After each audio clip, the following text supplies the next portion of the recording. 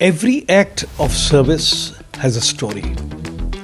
Every story has the power to inspire. In a world that is always rushing forward, we pause to listen, to learn, and to lead with purpose. Here, conversations go beyond words. They ignite compassion, leadership, and change. This is TrueRotarian, where service meets storytelling. I am Hemant Vasin. Thank you for being part of this journey. Let's begin.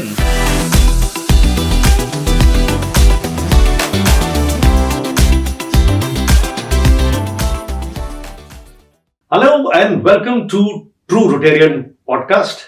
Ladies and gentlemen, today's guest has spent over 5 decades in the healthcare system as a doctor, as an entrepreneur, as an innovator, author, and a philanthropist. He has helped mainstream homeopathic across continents, modernize the entire field of medicines, and in the process built one of the most recognized healthcare brands globally. From blister packing to medicines to cyber clinics, from genetic-based homeopathic to global expansion, his journey is filled with reinvention, resilience, and pioneering ideas. He is also a Padma Shri awardee for his contribution to homeopathic medicine. Dr. Batra, really, it's my honor to have you on a TrueRotarian podcast. Thank you so much, Hemant, and thank you for the wonderful work that you're doing. Congratulations. Thank you so much. And one more thing, that you are in London on a personal visit. Absolutely. And you agreed to come on my podcast on behalf of my entire audience and my team of TrueRotarian podcast. I like to express my sincere gratitude to you for coming on a show. Thank you very much. Of course, I'm here for the event at the House of Lords tomorrow. Yes. And I'm so glad that we could connect. And I'm so happy that through you, we'll be reaching out to all your viewers. Oh, that will be wonderful. Actually, sir, why this particular podcast was started about 8-9 months ago. There is so much of good work being done by a lot of individuals across the world, across India, by everybody. But the problem is, not many people know about that. So in 9 months, we have a human delivery in medicine. So now that you're 9 months old, I think with this podcast, you're going to really go boom all the way, and then you're going to reach out to many more people. Thank you so much. Now, can you imagine? I did a podcast with Dr. Raju some time ago. Yes. On a world without child blindness. Yes. And at that time, I did not know that there is a cure. And after that, I'm sure there are so many people who must have got benefited because of that. This is great social work that you're doing. I know it's a passion with you, but it's also reaching out to more people all over the world and also in India and making them aware, because awareness is a very big thing. Yes. A lot of things can be sorted out. A lot of things that we do, we're not even aware of it. We don't realize what we're doing. Absolutely. So creating awareness is really a huge effort that you're putting in. And this is actually one of my ways of giving back to the society. Absolutely. I know you're a very, very devout Rotarian. I'm also an AKS. I know that, yes. And I was going to level 2 of AKS. And I said, okay, fine, let me invest my time and effort in letting people know the kind of good work being done so that we inspire more people to give it back to the society and benefit India. Because once you have a strong community, you have a strong society and you have a strong Bharat. Absolutely. Keep inspiring. Thank you, sir. Welcome once again. Thank you. So let's start from the beginning, sir. You grew up in a family where both parents were doctors. Your mother was an allopath and your father was a homeopath, right? Absolutely. So which is why I jokingly say that I'm a product of mixopathy. Mixopathy. I was born, both ways. So yeah. So what influence did that environment have on your curiosity and worldview? Choosing homeopathic in 1970 was not really a mainstream. So to be very honest with you, and your Rotarians are very honest people. Yes. So I have to actually admit that there was actually a very negative view of having both your parents as doctors. Oh, really? And not a positive view, yeah. Because, you really never got time with them. because everybody in the profession is so busy. My mother was the Deputy Director General of Uttar Pradesh. She was all the time in the villages, reaching out to people, helping them out. She was one of the first female doctors in the country, lady doctors in the country. Wow. And then my father, of course, was the principal of the college, and then also had his own practice. So we actually got a very little time with our parents. So if you asked us what we'd like to be, the first thing would come to mind is, certainly not medicine. No. Because, medicine is all consuming. Yes. It takes all of you. And it kind of engulfs you totally. So I actually went into homeopathy by accident, and not by design. Okay. Like the rest of my life, everything in my life has happened by accident. Uh-huh. And it's all, I always say that it's God's blessings. There was a new college that was opening in Mumbai at that time. And the trustees of the college would come to our homes and say, we want people from good families, and why don't you then join homeopathy as well? And so I actually got invited to join a homeopathy college, and which is why I went there, because, being a teenager at that time, and I said the easiest thing to do is, we think that generations have changed, but they actually haven't, because even I was a very happy, lazy teenager, wanting to be on my own and not really, struggle to do anything else. And so I got into medical school or medical college so very easily because I was invited. And that's how I took to homeopathy. But having joined there, I then realized that it's very complex science. I realized, of course, I'd seen a lot of results from my father's practice. Mm-hmm. But, I then stood for elections. I became the general secretary of the college, and I had, a lot of young girls around me. And then I developed some warts on my face. I had my annual day coming up. Oh. And I had some film star as a chief guest. And I said, oh my God, I can't go on stage like this. I said, this is just not done. And that's the time when I took a simple homeopathic medicine, which was recommended by my dad. And you won't believe it, that the next morning, I'm washing my face, and on my towel, 28 warts come out like this. Oh my God. Yeah, and not a single scar, nothing at all. So that was the defining moment, is it? So that was the defining moment. And then I had only one wart left over here on my neck. Uh-huh. And I used to joke and say, this is a swear wart, because anytime I can swear, it will never fall off. So I can tell all the lies in the world that I want to. But then I took another dose and that fell off again. That fell off. So this is now a story which I think happened about 60 years ago. Oh my God. Almost 55 years ago. And in the last 55 years, I've never had a single wart in my entire world. That's so wonderful. So that's the story, and that's really what motivated me. So then I said, my God, I've experienced it myself. What a wonderful science this is. Let me now start studying it very seriously. So I actually then moved out of the comfort of my home. I lived in a hostel near the college. I conducted deliveries, minor surgeries in the hospital nearby, and then literally I was working 24 hours a day because there was no sleep, there was nothing at all. And I then started studying also homeopathy very seriously. And at a stage when I got so good at it that I then started also teaching my seniors in homeopathy as well, one or two people. So I got really very fascinated by it. And then, of course, once I became a doctor, then I started experiencing it. I saw all the wonderful effects that, even in my early days of practice, the miracles and the magic of homeopathy, if I may use that word, was so outstanding and so magical. Wow. And it was almost like the Harry Potter play that I saw yesterday. I sat 8 hours in it. And it was so magical. So homeopathy is very much like that. And I absolutely love being a homeopathic doctor. I'm so happy that I'm able to reach out to people, to heal them, and to change lives. That's so nice. That's really wonderful. So you started your career in a charitable homeopathic clinic in Malabar Hill. How did those earlier years shape your philosophy and healing and basically the healthcare? Well, that's a very good question, Hemant, and I'm saying that, it really affected me a lot, because working in a charitable clinic, you really understand that there are so many people who are deprived of healthcare. And I always believe that healthcare should be agnostic to money. It should not, it's a right, it's not a privilege. And I've seen people so poor, people who could not afford treatment, people who also had no nutrition, It kind of gave me an all-round feeling of what healthcare really is and a learning of what it is.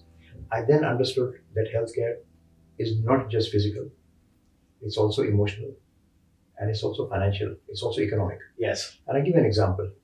So I had a patient who was very poor, was thrown out of the house, he fell in love with a girl, his family disowned him, he was a librarian, he used to sleep in the library, and he came to me with vertigo. And he had, chakkar aa raha hai mujhe, he was feeling vertigo. And he had some chronic vertigo. And I saw him, I looked at him, I took his history. And I got this background that he was thrown out of the house. And then, of course, he was told that you have to go to hospital, you have to conduct MRIs, you have to pay so much of money, And I then understood that this guy's got low blood pressure. Oh, okay. and he's got low sugar. And that's why he's like this. So there was a chai wala around the corner, and then I said, aap aisa karo, just go there and have a tea on my account, 2-3 times a day. And you won't believe it, his vertigo disappeared because it was a result of low sugar. And I said, just have a little sugar whenever you feel low.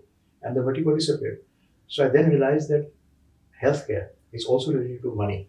Absolutely. And when you research, you will find that the more affluent people are, the less likely they are to fall sick. Except that extra affluence gives rise to what is called a VIP syndrome. Yes. It makes it worse. Yes. So beyond the threshold of income and money, it makes it worse. Because, there's a wonderful book by Ivan Illich, and he talks about medical nemesis. And one of the things he mentions is that what's happened is that because people have the money, they then want to use it for things which are not required. So Right. if you got gas in your stomach and then you say, oh, mere ko to heart attack aa raha hai, let me go to ICU, let me go and sit there, I don't mind paying the money. At least I'm well looked after, And then you're using the space for somebody else who actually needs it. True. So beyond a point, money is not good, but up to a point is very important because you then don't get the right medical care and you don't get nutrition. It's important. So also mental, people are worried about money, they're worried about where my next meal will come to.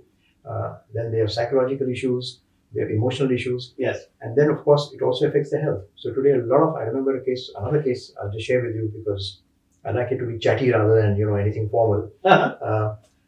So there was a person who was, a director of an international bank, and then the bank, at some time there was nationalization of banks, and the foreign banks had to leave.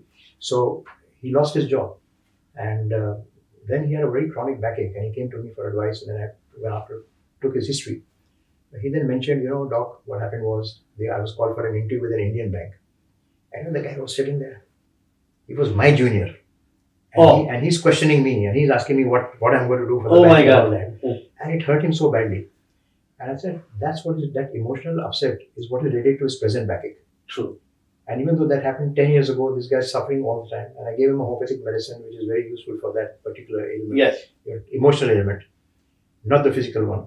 And after that, his backache completely disappeared. Wow. So emotional upset, including childhood, syndromes that you have, and kind of unhappy experiences that are suppression of emotions, are things which are very important in healthcare. So I learned this because I had a mass practice, because I used to see 325 patients a day, because I used to see patients from all kinds of things, including from poor economic backgrounds.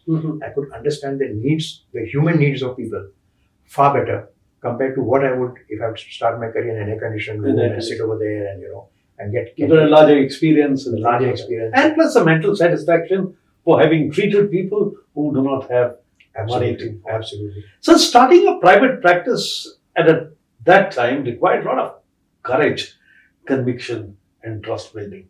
Also, apart from the satisfaction that you were getting. What were those first years like? Well, honestly, they were very, very difficult. And Hindi mein do shabd hote hain, if I may use Hindi as well. So one is pagalpan and the other is junoon. There's actually very different, very, very narrow difference between the two. Yes. It's a kind of a madness, but madness with a passion. So I had a passion that I want to promote homeopathy. I had a passion that homeopathy must grow. I have a passion that more and more people should benefit from it. Yes. So I would actually go to the slums in Mumbai. I would talk to people. I would convince them, aapko mere paas aana hai. It was like a mission. Wow. And then I would spend hours to get one single patient. And then by word of mouth, then that multiplied. So to start with, it was not easy at all. And there was a lot of disbelief in homeopathy at that time. Yes. I did not believe very much. It took a lot of convincing. But of course, the best kind of communication that you can get and the word of mouth that you get, the good word of mouth, that is more important, is only through the results that you bring. Absolutely. So when people get cured, then they stand up on the rooftop and then they shout and they say, yeah, this is the science that I got all right with. And you experienced it. And you experienced it. And you, with the warts and things like that, when you experienced it, the blessings of your dad and the kind of medicine that he gave you. So then I could spread it to other people, and ultimately then, of course, once you get famous and well known, but I'll share with you this. So when I started my practice, I needed just a one room in a polyclinic. And it was a pediatrician who owned it. I had to actually use the influence of a senior pediatrician who lived in my building and say, sir, usko bol do ki mere ko ek kamara de de koi ghante ke liye. And he said, no, I will not give it to you because you may not be able to pay my rent. Because a homeopath can't afford to pay my rent. And what is strange is that we think that's only India. But the same thing happened when I started my clinics in London about 20 years ago. And I went to Harley Street. They said the same thing. They said, no, homeopath, can't afford Harley Street. And, I said, I'll show you that. And we ran a clinic in Harley Street for 16 years. Wow. So it's the same history all over, repeating again, all over, and saying that how do you fund it? But I think it's believe in yourself, which is very important. I was coming to that. It's believe in yourself. It's the challenge that you face. It's how do you overcome it. A lot of it happens in, I just give you a small quote. कदम चूम लेती है मंजिल आकर, कदम चूम लेती है मंजिल आकर, अगर राही खुद अपनी हिम्मत न हारे. वाह वाह, क्या बात है. लगे रहो मुन्ना भाई. लगे they say, you have to keep persevering. So they say perseverance is the key to success. You have to keep trying until you succeed. Now that can only happen if you don't lose faith in yourself. Absolutely. And because of that passion in you, because of the belief in your hands and your mind and your experience and the knowledge that you took in 1982 a bank loan at the rate of 36%. Yes. My God, that's huge. And what an extraordinary entrepreneurial leap that you had, especially in the healthcare. What gave you that confidence to take that risk, especially when homeopathy was still a fighting for mainstream?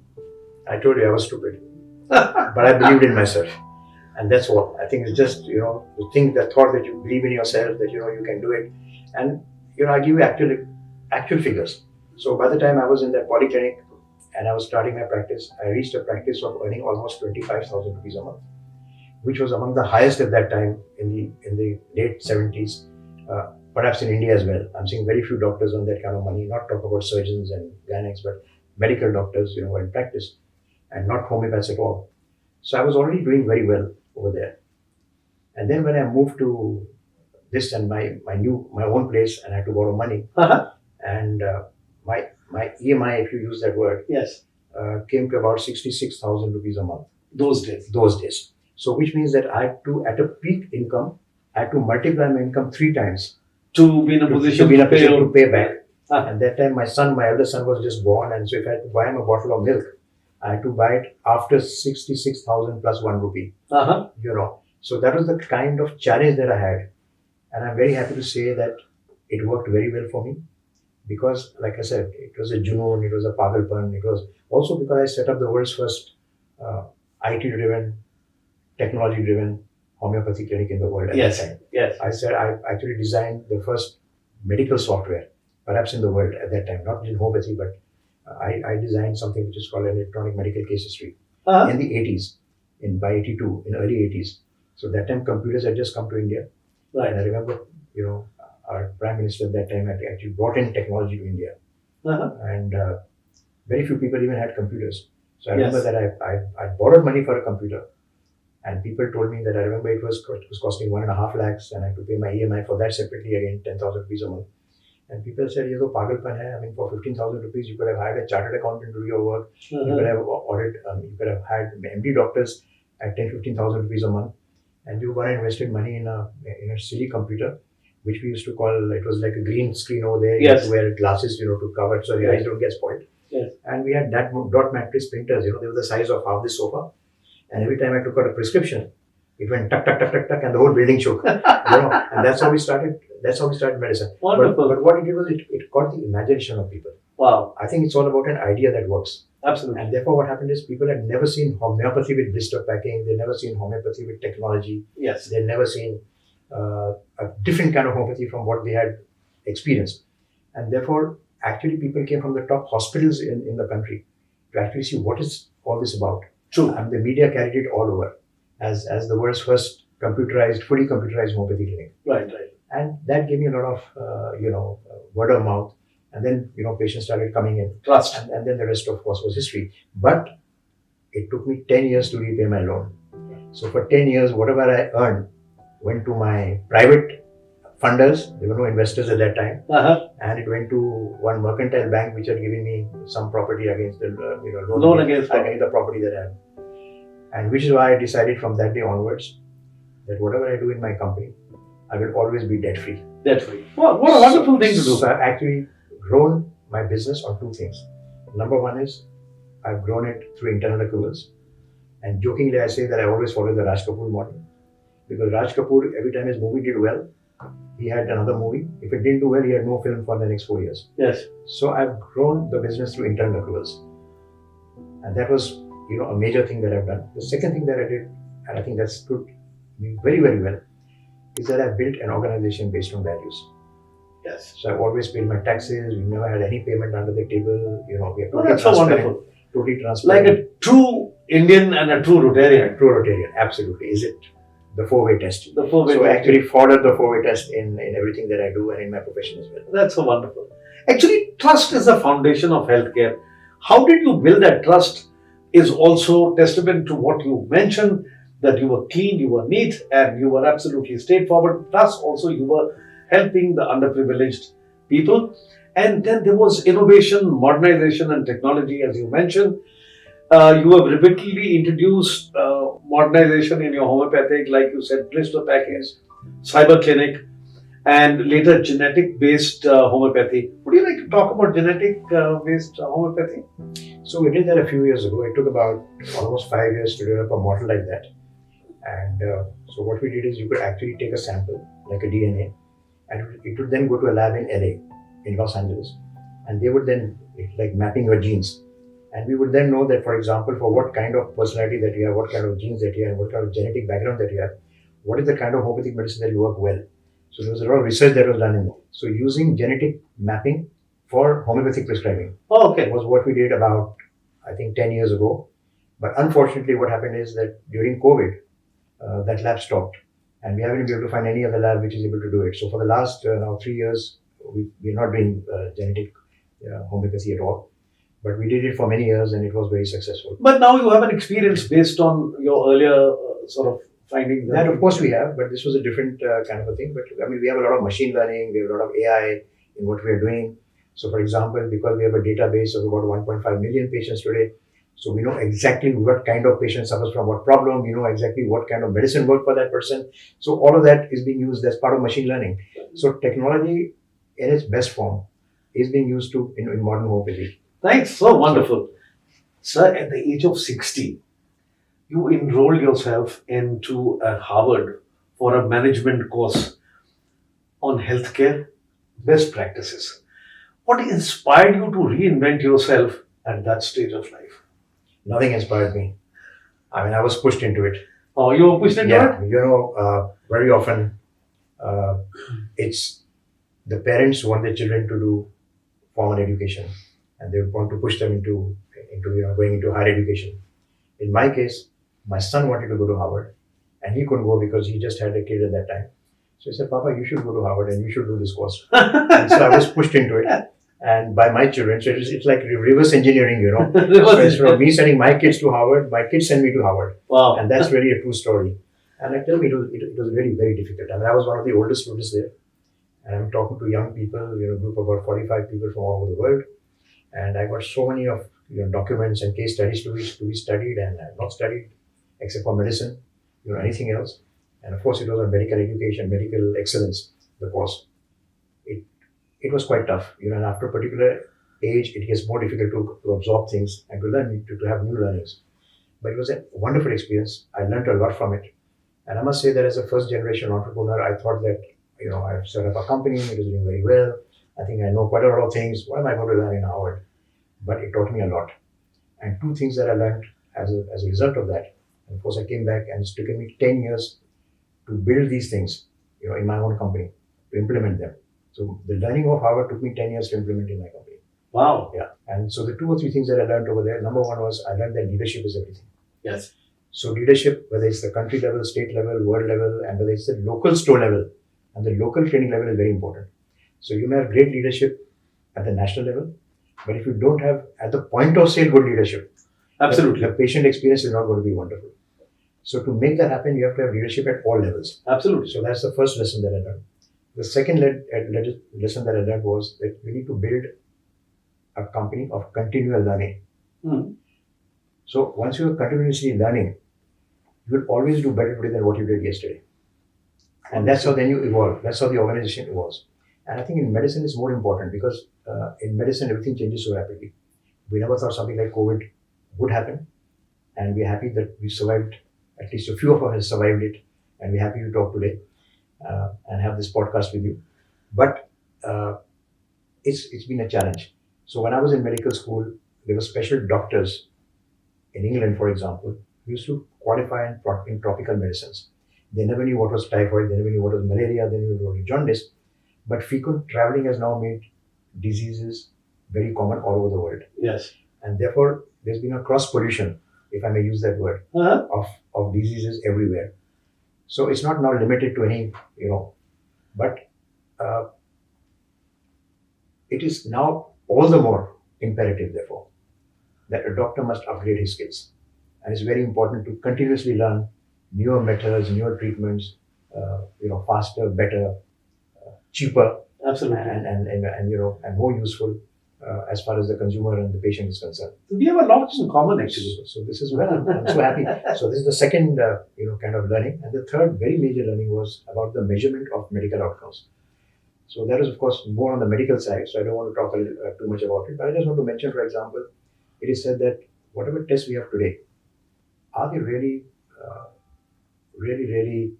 giving the correct result? So there are patients, for example, who do their cardiogram, doctor says everything's all right, and you walk out and you just have a sudden heart attack and you die. So how are you able to actually measure predictability in medicine? It's a very big challenge. So I've spent 10 years or 15 years in analyzing with scientists, doctors from all over the world. And I'm very happy to state that today in almost all the treatments that we do, not all of them, but at least all the hair, skin, respiratory treatments that we do, we have a measurable outcome. Mm-hmm. And we share this outcome scientifically across the table with the patient. So patient gets objective results and nothing is now subjective. Wow. So that's a very, very big breakthrough. And these are all these processes are all kind of made mandatory and vetted by MD doctors who are senior. So it's not something which I am saying that, oh, this is good and therefore this is right. But it's something that the medical profession also says that it's something which is greatly acceptable. And this has come after 10 to 15 years of research. Wow. And that's something which I said is a learning from Harvard. Wow. Which now I think we have impacted it and we're now able to change the life Things of are people changing and now. Things are changing now. Yeah. Actually, I just did a podcast with a Dr. Yuvraj Singh on metabolic cures, which is related to what you were saying. Yeah, so Your reports are saying okay, but something is exactly, yeah. seriously wrong. And when I said we have a lot in common, we are Rotarians. Yeah, absolutely. Secondly, you believe in debt-free.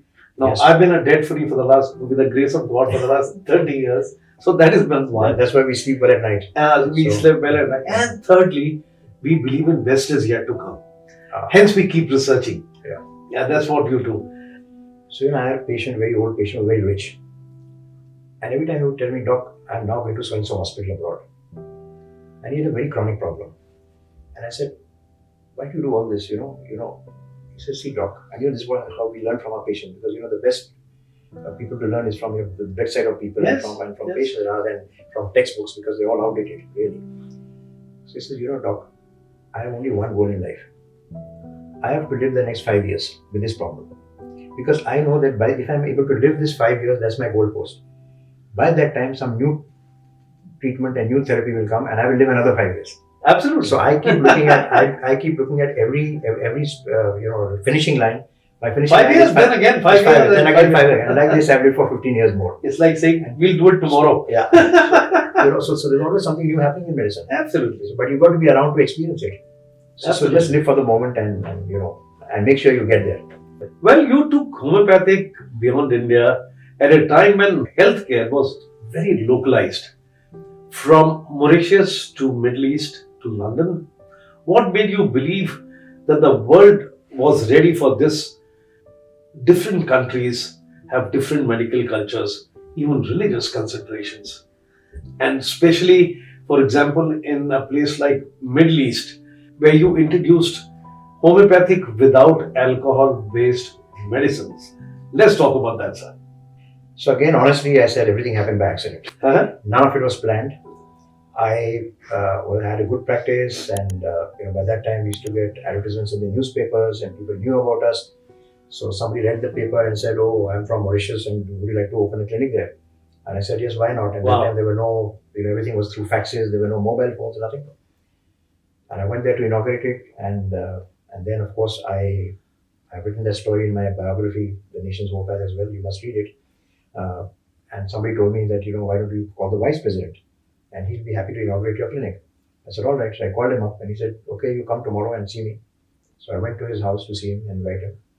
And I remember he gave me such a dressing down. And I still remember he said, so there were two things. He said, Dr. Batra, you certainly don't expect the vice president of a country to inaugurate a room. Because, clinic in French, which is the spoken language, and Creole over there meant hospital. So he thought that he was going to inaugurate a hospital. He didn't know he was going to inaugurate a consulting room. So he was quite, shaft with that. And then, of course, he said, what is it that you practice? I said, I practice homeopathy and my clinic is ready tomorrow and we're going to launch it.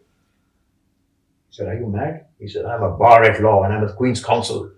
And I put so-and-so doctor behind bars. And if you open this clinic, homeopathy is not legal in my country. Oh my God. And you will not get out of my country. I said, oh my God, no, this is really something. I've got to start thinking on my feet. And then I saw something on his skin and I said, what have you done about this? Can I help you? I said, okay, forget this. I won't start my clinic. Don't worry about it. I'm not coming to earn money anyway. And he said, no, I've been all over the world. Nothing helps me and all that. I said, okay, let me just talk to you. And that talk went on for 2 hours and then became my best friend. And then he said, then of course I said, I'm not going to start a clinic. I'll send you medicine by courier. You try it yourself. If you are happy, then you can help me. And I promise you that I'm not going to start the clinic. Everything is ready. But I want you to help me out because now the media is coming tomorrow. I'm just going to tell them that till it is legalized, this is the clinic. And we'll only start once it gets legalized. And can you please send me he was giving a talk in Parliament the next day. He said, can you just send me a letter of goodwill saying that, thank you for trying to introduce homeopathy into this country. And we hope it works out for you, something to that extent.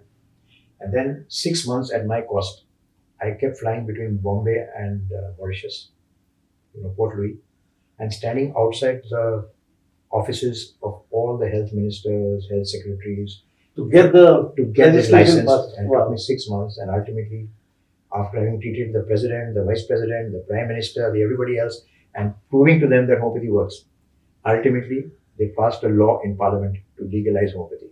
That's so wonderful. And they did exactly what I asked them to do. Wow. And that's how then homeopathy was born over there.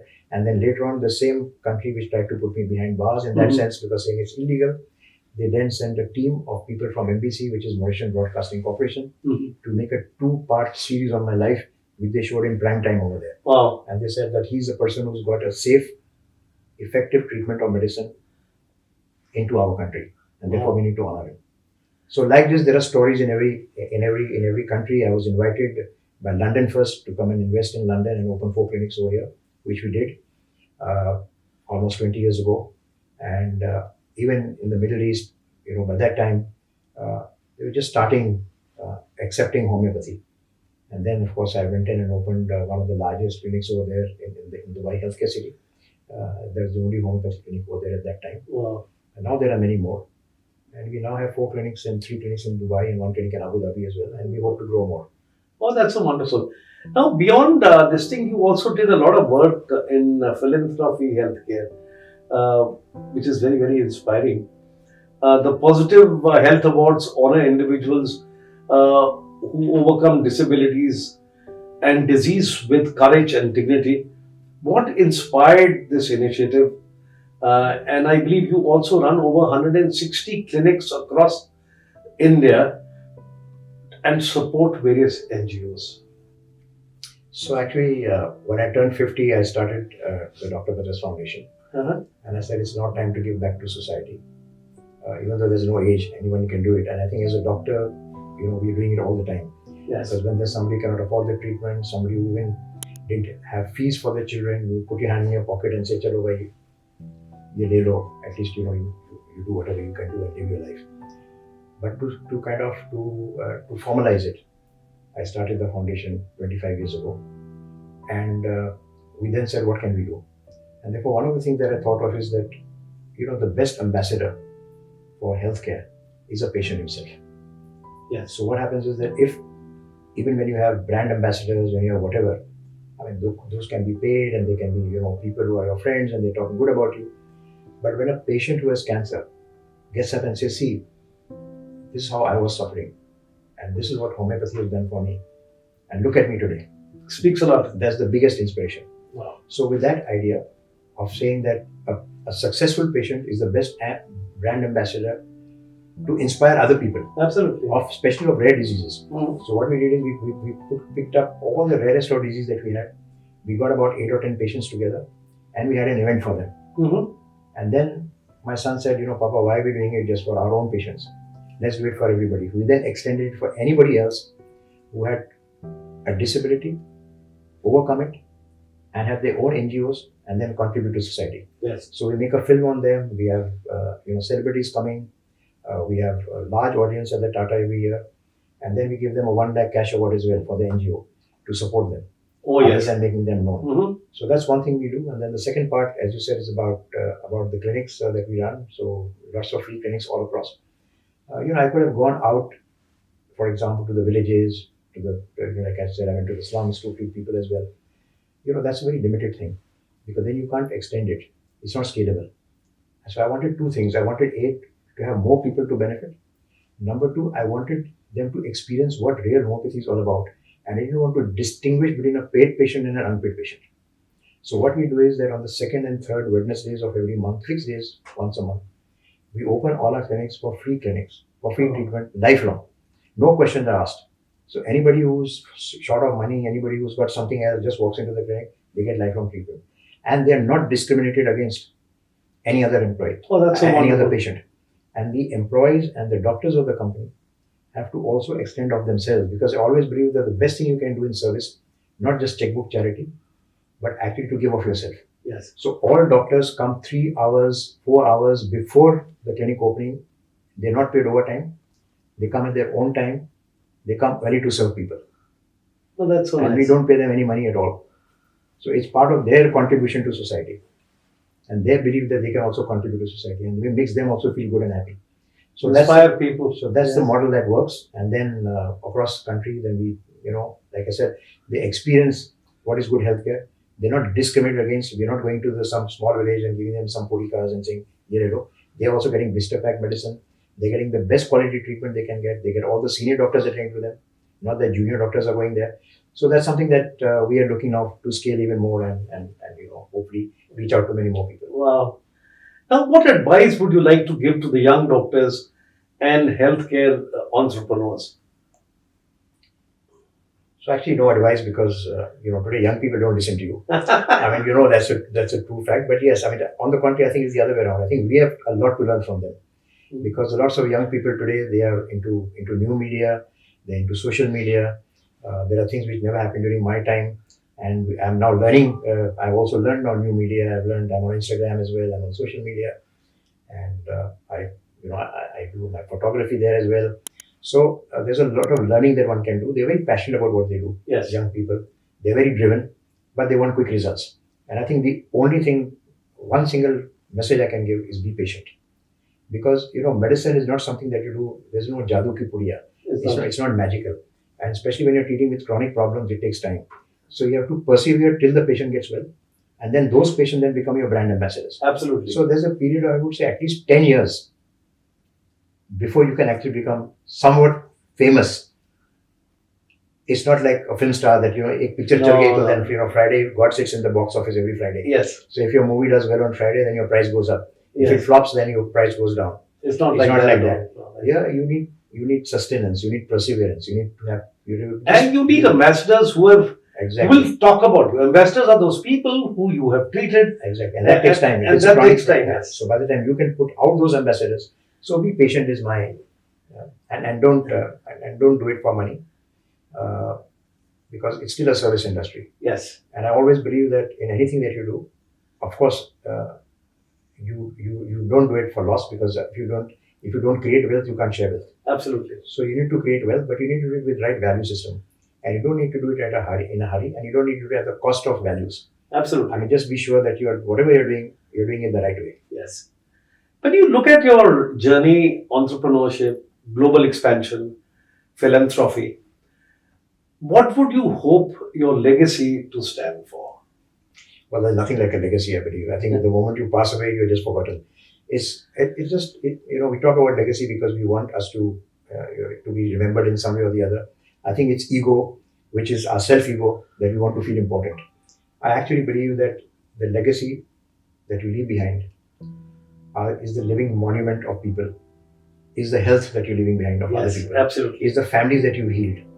So when you are gone, they will talk about you. Yes, So it's not a statue, it's not a monument, there's no legacy like that. absolutely. But the legacy is the trained doctors that I leave behind, is the institution that I leave behind, is the people and the patients that I've left behind. Treated patients. Treated patients, Yes. whose families have blessed me, which is why even today at 75 almost, I can now travel on my own, go all over the world. I've been to the Arctic, I've been to the Antarctic, I've climbed Machu Picchu, Wow. and just for my photography for blind children.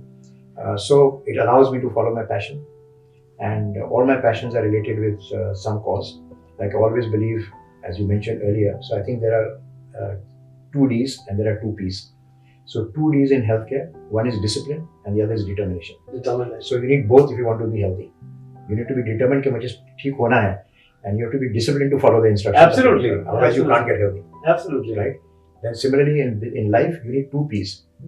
So one is passion, which we spoke about, and the other is purpose. Purpose, yes. So if you can add purpose to passion, then there's a reason for believing. Absolutely. And that's exactly what you do. That's exactly what I do in a small way, in whatever I do. So all my passions, like my photography, I've had 57 international exhibitions. Wow. I've been invited by the Prime Minister of Western Australia. I've shot, 16,000 wildflowers. I've given the money to charity, to bushfires that they had during that year, just before COVID. Oh. I've had an international exhibition by the Dubai government, Art and Culture Department, the only Indian artist to be there for 6 weeks at an international gallery. Wow. And I'm just finishing today my another exhibition of the Arctic Circle that I've just done, and the North Pole, Well, that's nice. which is in Bombay presently at the Free Press House. So I travel all over the world, and all the money that I get from there, I give it to blind children. So that's my connection also with blindness Giving back to and giving back to society in some way. And similarly, I sing old songs for charity. I support an old So age we home. have a fourth thing in common. Really. I'm into light Indian classical music. I have started learning Indian classical music about 10 years ago. Today I have my own shows. Wonderful. So I have been singing for the last 15 years on stage. Wow. I have my own orchestra, and whatever money I earn from there, I give it Go to give it. I give it to the widows thing. And similarly, I am now on my 11th book. One I presented to you, but my new book is coming up now by Bloomsbury. They're international publishers, and that's on a bit on spirituality and also on health and spirituality. And whatever money I get from there, all the royalties I give to animal welfare. Wow. So all my passions that I follow, and it's important that I do well in them so that I can give more to society. So I keep improving every time. I'm not classically trained. I mean, I have a guru who comes and trains, but I'm not really, I work hard at it. I'm not a trained photographer, but I've had international exhibitions. I've done well with it. And I'm an author now with 11 books, international books. I That's so publish one wonderful. book every year, but that's again because I write because I can give money to charity. That's so nice. So, healthcare is one of the most powerful forms of service, ladies and gentlemen. It heals, it comforts, it preserves dignity, and upbuilds humanity. And your journey has combined service, science, innovation, and compassion. That is a legacy worth celebrating. Thank you so much for joining TrueRotarian podcast. It has been our honor to have you with us. But before we leave, I would request you to please sing few lines for our audience. So thank you very much, and thank you for having me on your show. And you are truly a Rotarian, a true Rotarian. Thank With you. what you're doing, inspiring people all the time. So I'd just like to hum a couple of lines from an old Kishore Kumar number, Uh-huh. because that is actually our wish to the world. Yes. Your wish and mine as well, Yes. and everybody else who tries to inspire people. So I'll start with that. Uh-huh. आ चल के तुझे मैं लेके चलूं एक ऐसे गगन के तले जहाँ गम भी ना हो आंसू भी ना हो बस प्यार ही प्यार पले एक ऐसे गगन के तले एक ऐसे गगन के तले Wonderful. ऐसे गगन के तले. So on I that couldn't wish- resist myself. on that wish.